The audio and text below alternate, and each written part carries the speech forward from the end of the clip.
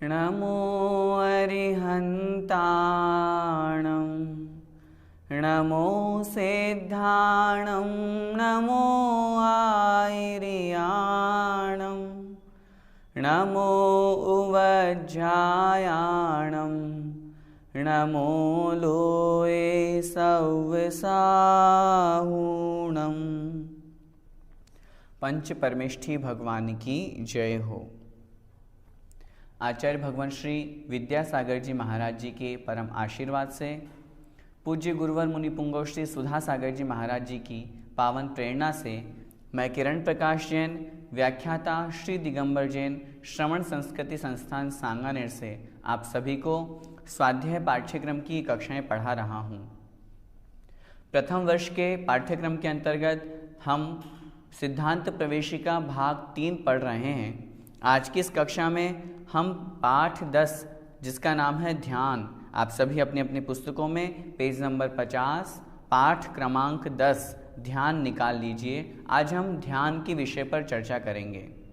जैसा कि हम सामान्य से सुनते रहते हैं कि हमें अपने आप को ध्यान करना चाहिए, अपने आप को एकाग्र चित्त करने के लिए ध्यान करना चाहिए। आज इस कक्षा में हम समझेंगे कि ध्यान किसे कहते हैं, वह कितने प्रकार का होता है, हमें कैसा ध्यान करना चाहिए, क्या हम सभी तरह का ध्यान कर सकते हैं, क्या हम आत्मा का ध्यान कर सकते हैं। आजकल एक बहुत प्रचलन में जो एक विषय चल रहा है, आत्मा का ध्यान करना, आत्मा में अनुभूति करना, क्या वास्तव में ये होती भी है, क्या होती है तो किन की होती है, क्या हम ऐसा ध्यान हम गृहस्थ भी कर सकते हैं, आंख बंद करने के बाद में क्या हमें आत्मा दिख सकती है। इन सब विषयों पर हम इस कक्षा में चर्चा करेंगे। सबसे पहले हम ध्यान की परिभाषा समझें कि ध्यान कहते किसे हैं। यहाँ पर लिख रहे हैं, किसी एक आलंबन पर मन को केंद्रित करना ध्यान कहलाता है, जिसे शास्त्रों में आचार्यों ने कहा है एकाग्र चिंता निरोधो ध्यानम। किसी एक वस्तु पर, किसी एक पदार्थ पर, किसी एक विषय पर अपने मन को केंद्रित कर देना, अपनी आत्मा को वहाँ के लिए स्थिर कर देना, उसे हम ध्यान कहते हैं। ध्यान 4 प्रकार का होता है, आर्तध्यान ध्यान, रौद्र ध्यान, धर्म ध्यान और शुक्ल ध्यान। एक बात यहाँ पर उच्चारण में ध्यान दें, बहुत से लोग धर्म ध्यान बोलते हैं। धर्म ध्यान नहीं होता, धर्म्य ध्यान होता है, धर्म्य ऐसा हम उच्चारण करें। इनमें से जो आदि के 2 ध्यान हैं, अर्थात प्रारंभ के 2 ध्यान, आर्त ध्यान और रौद्र ध्यान, ये अशुभ हैं और उनसे पाप का ही बंध होता है, जिससे हमारा संसार बढ़ता है।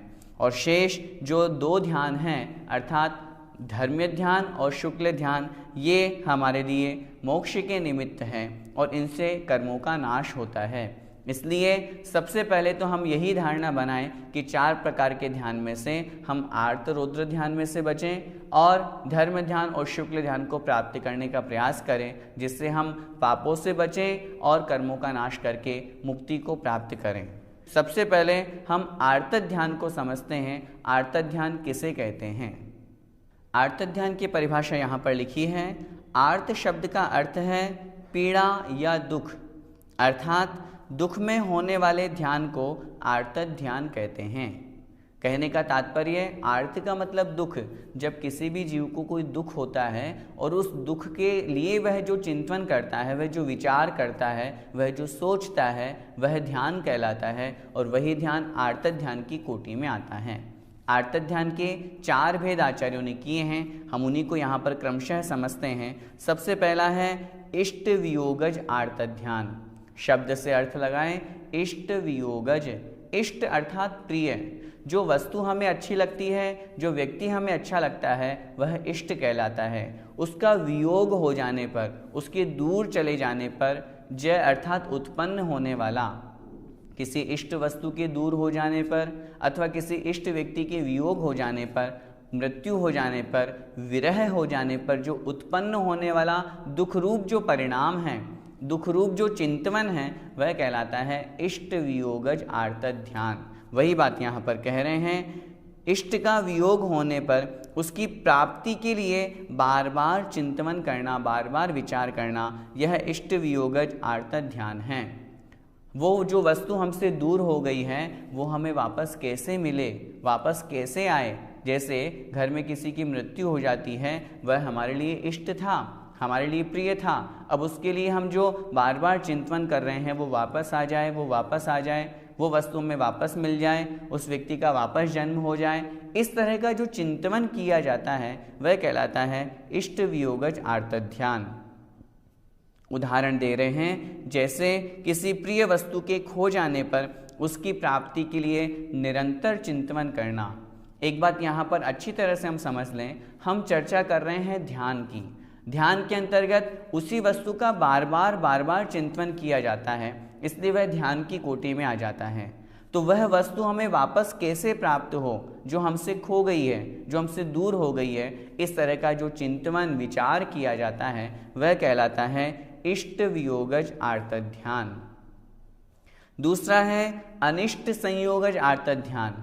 अनिष्ट का तात्पर्य जो हमें अच्छा नहीं लगता, जो हमारे लिए प्रिय नहीं है, अप्रिय है, ऐसे उन वस्तुओं का अथवा उन व्यक्तियों का संयोग हो जाने पर, मिल जाने पर, उनका संपर्क होने पर उनसे हम दूर कैसे हों, उन्हें हम अपने से दूर कैसे करें, इस तरह का जो बार बार चिंतन विचार किया जाता है वह कहलाता है अनिष्ट संयोगज आर्तत ध्यान।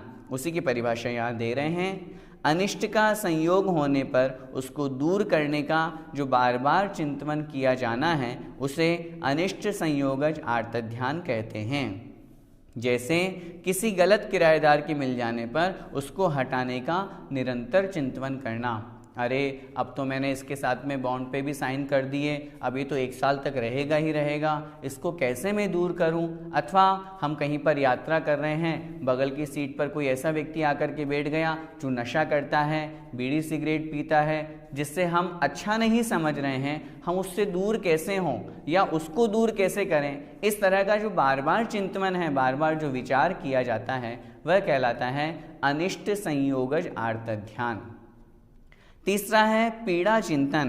पीड़ा का तात्पर्य दुख दर्द होने पर उसको दूर करने के लिए जो बार बार चिंतन किया जाता है, विचार किया जाता है, वह है। उसकी परिभाषा यहाँ दे रहे हैं, शरीर में रोग की पीड़ा होने पर उसे दूर करने का बार बार चिंतन करना, विचार करना, यह पीड़ा चिंतन आर्तत ध्यान कहा गया है। जैसे कैंसर आदि की हो जाने पर उसका इलाज कराने के लिए निरंतर चिंतन करना, बार बार सोचना ये मेरा रोग दूर कैसे हो, दुख दूर कैसे हो, इस तरह का बार बार जो चिंतन किया जाता है वह कहलाता है पीड़ा चिंतन आर्तत ध्यान। चौथा है निदान आर्तत ध्यान। किसे कहते हैं उसे भी हम समझते हैं। आगामी काल में सांसारिक सुखों की वांछा करना, इच्छा करना, यह निदान आर्तत ध्यान है। अर्थात धर्म आदि करते हुए अथवा किसी भी प्रकार का किसी को परोपकार किया, दान किया, धर्म किया, तो मन में भाव ये है कि मैं इसके फल से स्वर्ग पद को प्राप्त हो जाऊं, स्वर्ग में इंद्र बन जाऊं, मैं यहाँ पर करोड़पति बन जाऊं। अर्थात धर्म करते हुए अथवा परोपकार करते हुए सांसारिक भोगों की इच्छा करना, उनकी वांछा करना, यह निदान आर्तत ध्यान है। जैसे इस भाव में लखपति करोड़पति बनने का भाव करना तथा अगले भाव में देव पर्याय प्राप्त करने का निरंतर चिंतन करना।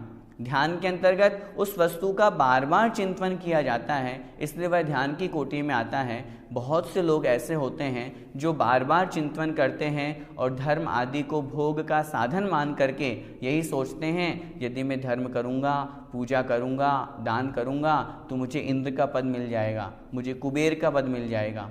इस तरह की भावना के साथ में यदि वो दान करते हैं तो वह निदान आर्तत ध्यान की कोटि में आता है।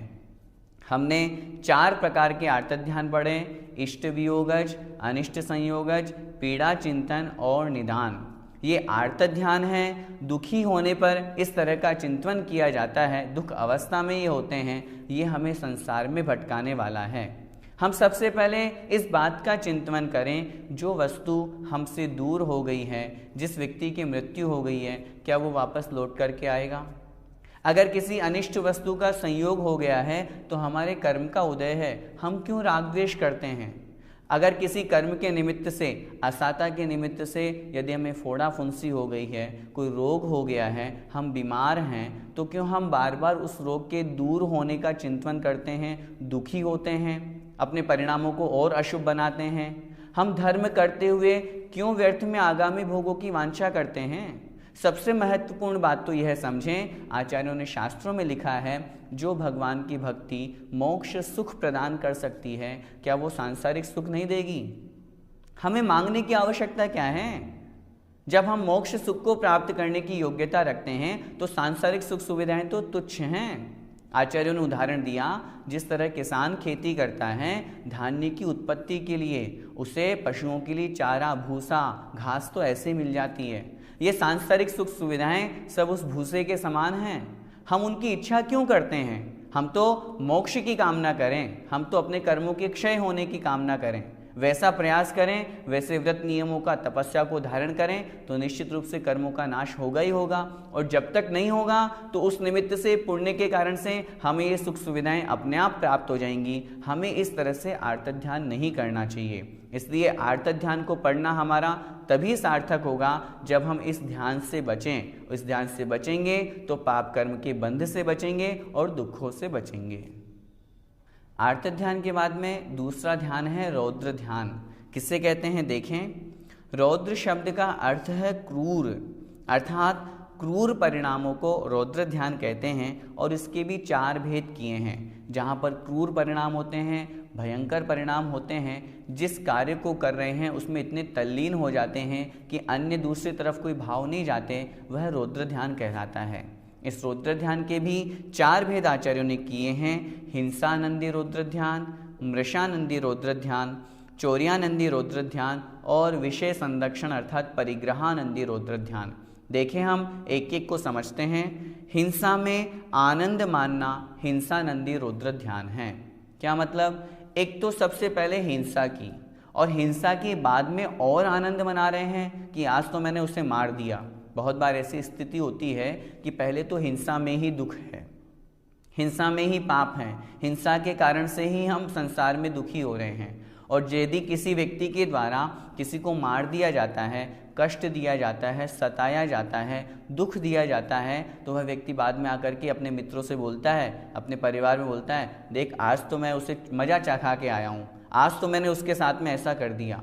यह कहलाता है हिंसानंदी रौद्र ध्यान। हिंसा की और हिंसा में और आनंद मनाना, सोचिए कितना अधिक पाप कर्म का बंध करते हैं हम ऐसा करने पर। सबसे पहले तो हिंसा ही पाप है और फिर उसमें और आनंद मना रहे हैं और खुश हो रहे हैं, ये गलत है, ये नहीं करना चाहिए। दूसरा है मृषानंदी रौद्र ध्यान, अर्थात झूठ बोलने में आनंद मानना, यह मृषानंदी रौद्र ध्यान कहलाता है। बहुत से लोगों को देखा, वो हमेशा गप्पे ही मारते रहते हैं। उनका काम ही यही है कि एक का इधर का कहना, उस दूसरे का इस तीसरे को कहना, हमेशा झूठ ही झूठ बोलते रहते हैं और झूठ बोल करके लोगों को आनंदित करते रहते हैं। बचपन में बच्चे बहुत से इस तरह की क्रियाएं करते हैं। जब कभी अपने स्कूल में जाते हैं और होमवर्क नहीं करते हैं, कोई दूसरा बहाना मार देते हैं, तब शिक्षक पूछते हैं तो शिक्षकों को कुछ भी उल्टा सीधा बहाना मार देते हैं। तब आपस में शिक्षक के चले जाने के बाद में कहते हैं, आज तो मैंने सर को बेवकूफ़ बना दिया। एक तो झूठ बोला, झूठ बोल करके पाप कमाया और फिर उसके ऊपर से और आनंद मना रहे हैं और खुश हो रहे हैं। बहुत बार ऐसी स्थिति घर परिवार में भी बनती है। तो हमें पहले तो झूठ ही नहीं बोलना चाहिए, और यदि कदाचित बोल भी दिया है तो हमें उसमें आनंद नहीं मनाना चाहिए, बल्कि अफसोस करना चाहिए, पश्चाताप करना चाहिए कि मैंने ऐसा पाप क्यों किया। तीसरा है चौर्यानंदी रौद्र ध्यान, अर्थात चोरी करने में आनंद मानना। एक तो चोरी करना पाप, और यदि किसी की चोरी कर ली है तो फिर अपने आप को देखते हैं, देखो मेरी हाथ की सफाई, उसको पता भी नहीं चलने दिया, इस तरह का आनंद मानते हैं। ये गलत है, ये चौर्यानंदी रौद्र ध्यान कहलाता है। चौथा रौद्र ध्यान है परिग्रहानंदी, कहने का तात्पर्य परिग्रह के संचय एवं रक्षण में आनंद मानना यह कहलाता है परिग्रहानंदी रौद्र ध्यान। परिग्रह के रक्षण में अर्थात रक्षा करने में, मेरे पास में परिग्रह, अब इतना सारा परिग्रह है कि उसकी रक्षा में ही उसका चिंतन जा रहा है। मैं इसको कैसे छिपाऊं, कहाँ रखूं, किस में इन्वेस्ट करूं, कहाँ क्या क्या करूं, इस तरह के भाव, और उसके संरक्षण में मैं इसकी कैसे रक्षा करूं, इसको कैसे मैं इकट्ठा करूं और प्राप्त करूं, इस तरह की भावना। उदाहरण से हम समझें, हम कोई 4 व्हीलर कार लेकर के आए, एक तो हमने अपना परिग्रह बढ़ाया, परिग्रह बढ़ाने से पाप कर्म का बंध तो हुआ ही हुआ, लेकिन उस 4 व्हीलर के लाने के बाद में भी हम अपने आसपास में पूरे मोहल्ले में मिठाई बांट रहे हैं, खुश हो रहे हैं। परिग्रह लाने के बाद में उसमें और आनंद मना रहे हैं और खुश हो रहे हैं, इससे और पाप कर्म का बंध होता है। इसलिए सबसे पहले तो हम अपने परिग्रह को अपनी आवश्यकता के अनुसार करें, विलासिता में नहीं जिएं, जितनी ज़रूरत है उतनी हम उसको अपने पास में रखें और अधिक ना लाएं, और जितनी है उसमें आनंद नहीं मनाएं। ये समझें कि हमारी मजबूरी है, हम अपनी शक्ति के अनुसार जितना व्रतों का पालन कर पा रहे हैं कर रहे हैं, गृहस्थ में हमें इतना आवश्यक है इसलिए हम रख रहे हैं, शेष का हमारा त्याग है। यदि हम ऐसा करेंगे तो हम रौद्र ध्यान से बचेंगे। आप सभी से मेरा निवेदन है, रौद्र ध्यान के 4 भेद हमने पढ़े हैं, यह भी संसार में ही भटकाने वाले हैं। आर्तक ध्यान की जैसे रौद्र ध्यान भी संसार का ही कारण है, दुखों का ही कारण है, इसलिए हमें इसको भी छोड़ देना चाहिए और आगे के जो 2 ध्यान हैं जो शुभ कहे गए हैं उनको हमें करना चाहिए। अब जो 2 ध्यान शुभ कहे गए हैं उनमें से हम सबसे पहले धर्म्य ध्यान की चर्चा करते हैं। धर्म्य ध्यान किसे कहते हैं? पवित्र विचारों में मन को स्थिर करना, यह धर्म ध्यान कहलाता है। अर्थात जो अच्छे कार्य हैं, जो अभी हमने 2 प्रकार के ध्यान पढ़े, अशुभ आर्तक ध्यान और रौद्र ध्यान, इनसे रहित होकर के, इनसे दूर होकर के अपने विचारों में पवित्रता लाना, दूसरी दुखी जीवों को देख करके उनके प्रति करुणा भाव लाना, आत्मा के स्वरूप को पहचानना, जहाँ इस तरह के पवित्र विचार आते हैं और उन पवित्र विचारों में ही मन को जहाँ स्थिर किया जाता है, वह धर्म्य ध्यान कहलाता है। इस धर्म्य ध्यान के भी 4 भेद आचार्यों ने किए हैं, उनको हम क्रमशः एक एक करके समझते हैं। सबसे पहला है आज्ञा विचय धर्म्य ध्यान। किसे कहते हैं? आगम के अनुसार तत्वों का विचार करना। जो 7 तत्व कहे गए हैं, जो आचार्यों ने जीव, अजीव, आश्रव, बंध, संवर, निर्जरा और मोक्ष, ये जो 7 तत्व कहे हैं, आगम के अनुसार उनको विचार करना। मैं कौन हूँ? मैं जीव हूँ। यह शरीर कौन है? यह अजीव है।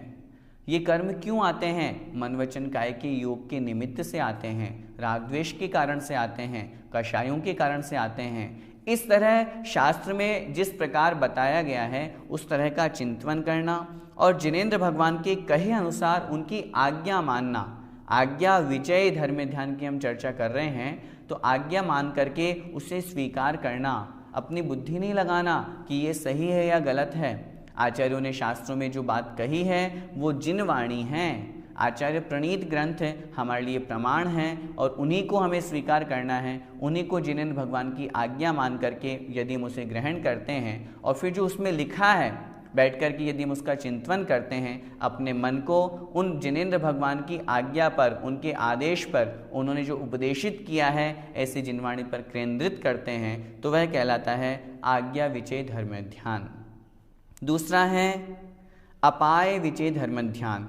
इसका अर्थ देखते हैं, परिभाषा समझते हैं। अपने तथा दूसरों के राग, द्वेष, मोह आदि विकारी भावों को नाश करने का चिंतन करना, यह कहलाता है अपाय विचय धर्म ध्यान। अपाय शब्द का अर्थ होता है दुख। मैं संसार में क्यों दुखी हो रहा हूँ? संसार के लोग क्यों दुखी हैं? इन दुखों का कारण क्या है? इन दुखों का कारण है राग, द्वेष और मोह। ये राग, द्वेष, मोह कैसे कम हो, कैसे क्षय को प्राप्त हो, कैसे नाश को प्राप्त हो, मेरे भी हो, अन्य दुखी जीवों के भी हो, इस तरह का जहाँ चिंतन किया जाता है, विचार किया जाता है, वह कहलाता है अपाय विचय धर्म ध्यान। तीसरा है विपाक विचय धर्म ध्यान। विपाक का अर्थ होता है फल, उन कर्मों के फल का चिंतन करना। कह रहे हैं यहाँ पे अपने तथा दूसरों के सुख दुखों को देख करके कर्म प्रकृतियों के स्वरूप का चिंतन करना, यह विपाक विचय धर्म ध्यान कहलाता है। कर्म प्रकृतियों का स्वरूप समझना असाता वेदनीय है, इसका काम है दुख देना। साता वेदनीय है, इसका काम है सुख देना। संसार में देखो, इस जीव ने ऐसा कर्म किया था, इसलिए इसको ऐसा फल भोगना पड़ रहा है। शास्त्रों में ऐसे बहुत से उदाहरण दिए हुए हैं, इस कर्म को करने से उनको वैसा फल भोगना पड़ा। उसने ऐसा किया था, मुनि बन करके गलत काम किया था, नरकों में दुख भोगना पड़ा। श्रावक बनकर के गलत काम किया था, मुनि निंदा करी थी, देखो नरकों में उसको कितना दुख भोगना पड़ता है। इस प्रकार उन दुखों के बारे में और दुखों के फल के बारे में, अर्थात यदि हम भी ऐसा करेंगे तो हम भी उन कर्मों के फल को ऐसा भोगेंगे, हम उससे बचें। कैसे बचें, उसका चिंतन करना, यह विपाक विचय धर्म ध्यान कहलाता है। चौथा है संस्थान विचय धर्म ध्यान, अर्थात लोक के स्वरूप का, लोक के आकार का चिंतन करना, यह संस्थान विचय धर्म ध्यान कहलाता है। संस्थान का मतलब आकार, तीनों लोक कैसे बना हुआ है, कितना ऊंचा है, कितना बड़ा है, उसमें से मध्यलोक कैसा है, मध्यलोक में क्या क्या रचनाएं हैं, हम कहाँ रहते हैं, जम्बूद्वीप कितना बड़ा है, 7 क्षेत्र कैसे हैं, 7 खंड में से 7 क्षेत्रों में से 6 खंड कैसे बनते हैं। इस तरह का लोक का जब चिंतन किया जाता है तब वह कहलाता है संस्थान विचय धर्म ध्यान। बहुत से लोग कहते हैं इस तरह का लोक का आकार का चिंतन करने से हमारी आत्मा का क्या कल्याण होगा। आचार्यों ने शास्त्रों में लिखा, चूंकि यह धर्म ध्यान का भेद है और धर्म ध्यान से मोहनीय कर्म का क्षय होता है। जो 8 कर्मों में सबसे प्रचंड मोहनीय कर्म है, जैसा कि हमने कर्म वाले पाठ में पढ़ा था, सबसे पहले इसी मोहनीय कर्म का नाश होता है और वह मोहनीय कर्म इसी धर्म ध्यान के कारण से होता है। इसलिए संस्थान विचय धर्म ध्यान व्यर्थ नहीं है। इसके चिंतन में जब हम यह विचार करते हैं तो हमारे मन में ऐसे भाव आते हैं, अनादिकाल से मैं इसी संसार में तो घूम रहा हूँ। क्यों घूम रहा हूँ, इस कारण से घूम रहा हूँ, अब मुझे इस लोक में नहीं रहना, लोक के बिल्कुल टॉप पॉइंट पर, अग्रभाग पर जहाँ सिद्ध भगवान विराजमान है, ऐसे तनुवात वाले पर जाकर के मुझे विराजमान होना है। इस तरह के उनके परिणाम होते हैं और लोक के चिंतन करने से वह लोक की स्थिति का ज्ञाता होता है। उसका मन वहाँ पर करणान योग के शास्त्रों में लगा रहता है, मन को एकाग्र वो बनाता है, ध्यान की उस उत्कृष्टता को वो प्राप्त करता है। इसलिए इस धर्म ध्यान को भी हमें करना चाहिए। 4 प्रकार के धर्म ध्यान के अलावा और भी अन्य भेद किए हैं, जिसमें लिखा है पिंडस्थ, पदस्थ, रूपस्थ और रूपातीत। उन चारों को भी हम समझते हैं। शरीर में स्थित आत्मा का चिंतन करना, यह पिंडस्थ ध्यान है। हमारे शरीर के अंदर आत्मा है, तभी तो हम बोल पा रहे हैं, तभी तो हम सुन पा रहे हैं। इस तरह का चिंतन करना, यह पिंडस्थ ध्यान कहलाता है। दूसरा है मंत्र पदों के द्वारा पंच परमेष्टि का अथवा आत्मा के स्वरूप का चिंतन करना, यह पदस्थ ध्यान है। कोई पद हमने ले लिया, जैसे माना कि नमो अरिहंताणम, अब उस नमो अरिहंताणम पद पर विचार कर रहे हैं, आत्मस्वरूप का चिंतन कर रहे हैं, यह कहलाता है पदस्थ ध्यान। तीसरा है समोषण में विराजमान अरिहंत परमेष्टि के स्वरूप का चिंतन करना, यह कहलाता है रूपस्थ ध्यान। किसी रूप को, किसी आकृति को, बैठ गए हम और हम गोमटेश्वर बाहुबली भगवान के रूप का चिंतन कर रहे हैं। गोमटेश्वर बाहुबली भगवान के अलावा और जो भी भगवान हो, ऐसा कोई पर्टिकुलर एक भगवान के लिए मैं नहीं कह रहा, कुंडलपुर के बड़े बाबा हैं, बैठ करके हम उनका ध्यान कर रहे हैं, उनके रूप का चिंतन कर रहे हैं, ये कहलाता है रूपस्थ ध्यान। तथा सिद्ध परमेष्टि के गुणों का चिंतन करना, ये कहलाता है रूपातीत। रूप से अतीत जो वास्तविक आत्मा का स्वभाव है, जो आत्मा के गुण हैं, ज्ञान दर्शन रूप जो गुण हैं, उनका चिंतन करना, ये कहलाता है रूपातीत। सिद्ध भगवान जो हैं, जिस अवस्था में हैं, उनके गुणों का चिंतन करना। तो आज्ञा पाए आदि की अपेक्षा से 4 भेद हमने समझे, पिंडस्थ पदस्थ की अपेक्षा से 4 भेद हमने समझे, ये धर्म ध्यान के ही भेद हैं। इन धर्म ध्यान के इन भेदों के अलावा और भी 10 भेद कहे गए हैं, उनका भी हम यहाँ पर नामोच्चारण करते हैं, जिनमें आज्ञा विचय, अपाय विचय, इसके अलावा उपाय विचय, जीव विचय, भव विचय, विपाक विचय, विराग विचय, हेतु विचय, अजीव विचय और संस्थान विचय, इस प्रकार ये 10 भेद भी धर्म ध्यान के किए गए हैं, जिन्हें जो बड़े बड़े ग्रंथ हैं उन ग्रंथों से हमें समझ लेना चाहिए। ये धर्म ध्यान हमारी आत्मा का कल्याण करने वाला है। प्रारंभ के 2 ध्यान अशुभ थे, वो हमें संसार में भटकाने वाले थे। ये धर्म ध्यान और शुक्ल ध्यान आत्मा का कल्याण करके मोक्ष तक पहुंचाने वाले हैं, मोक्ष में निमित्त हैं। इसलिए हम सभी भव्य जीवों को धर्म ध्यान अवश्य करना चाहिए, आर्त रौद्र ध्यान से बचना चाहिए। अब हम अगले ध्यान को समझते हैं, जिसका नाम है शुक्ल ध्यान। मन की अत्यंत निर्मलता होने पर जो एकाग्रता होती है वह शुक्ल ध्यान कहलाता है, जिसे हम सामान्य रूप से समझने के लिए ऐसा कह सकते हैं, जहाँ राग द्वेष रहित परिणाम होते हैं, जहाँ कषाय रहित परिणाम होते हैं, वह शुक्ल ध्यान कहलाता है। यह परिपूर्ण समाधि की स्थिति है। समाधि से तात्पर्य एकाग्र चित्तता, फिर अन्य कोई विकल्प नहीं, क्योंकि राग द्वेष नहीं है, कषाय नहीं है, सिर्फ आत्मस्वरूप में लीनता है, जिसे हम शुद्धोपयोग भी कह सकते हैं। ऐसी स्थिति जहाँ पर होती है, इसी ध्यान से आत्मा की अनुभूति के द्वार खुलते हैं, इसलिए हम इसे शुक्ल ध्यान कहते हैं। आत्मा में डूब जाना, आत्मा में रमण करना, आत्मा की अनुभूति होना, यही वास्तव में शुक्ल ध्यान है। और शुक्ल ध्यान के 4 भेद आचार्यों ने किए हैं, उन्हें हम क्रमशः समझते हैं। सबसे पहला है पृथक्त्व वितर्क विचार शुक्ल ध्यान।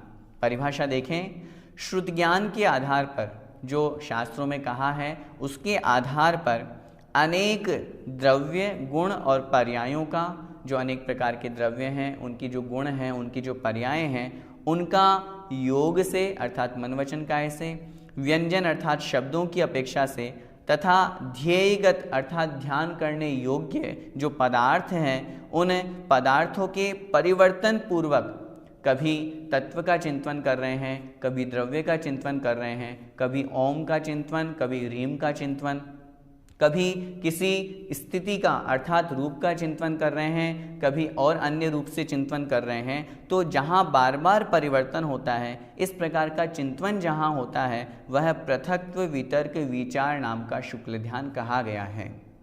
दूसरा शुक्ल ध्यान है एकत्व वितर्क विचार शुक्ल ध्यान, जिसे अविचार शब्द से हम संबोधित करते हैं। पृथक्त्व वितर्क विचार में वहाँ विचार लगा हुआ है और एकत्व वितर्क में अविचार लगा हुआ है, क्योंकि विचार का मतलब होता है पलटन, पलटना, परिवर्तन होना, और दूसरे शुक्ल ध्यान में परिवर्तन अथवा पलटना नहीं होता है, वहाँ तो एक ही अपेक्षा से ध्यान होता है। पहले शुक्ल ध्यान की अपेक्षा से दूसरा शुक्ल ध्यान और आगे की एक सीढ़ी है, उससे आगे बढ़ा हुआ उत्कृष्ट ध्यान है। उसकी परिभाषा दे रहे हैं, शुक्ल ध्यान के आधार पर एक ही द्रव्य गुण पर्याय का योग और श्रुत वाक्यों के परिवर्तन से रहित होकर के, इसमें चेंजेस नहीं होता, वहाँ तो परिवर्तन हो रहा है, कभी योग के माध्यम से, कभी मन के माध्यम से, कभी वचन के माध्यम से, इस तरह से परिवर्तन है। लेकिन यहाँ पर एकत्व वितर्क में परिवर्तन नहीं है, परिवर्तन से रहित होकर के जहाँ चिंतन होता है, वह एकत्व वितर्क अविचार नाम का दूसरा शुक्ल ध्यान कहा गया है। तीसरा है सूक्ष्म क्रिया प्रतिपाति, उसको भी हम समझते हैं। वितर्क और विचार से रहित होकर के, वितर्क का तात्पर्य श्रुत, जो श्रुत ज्ञान था उससे रहित हो गए। जो विचार है, विचार का तात्पर्य है योगों की पलटन, शब्दों की पलटन, परिवर्तन होना, क्योंकि जो तीसरा शुक्ल ध्यान है ये केवल ज्ञानी के होता है। 12वें गुणस्थान तक तो श्रुत ज्ञान के निमित्त से पहला और दूसरा शुक्ल ध्यान हो रहा था, तीसरा शुक्ल ध्यान केवली भगवान का है।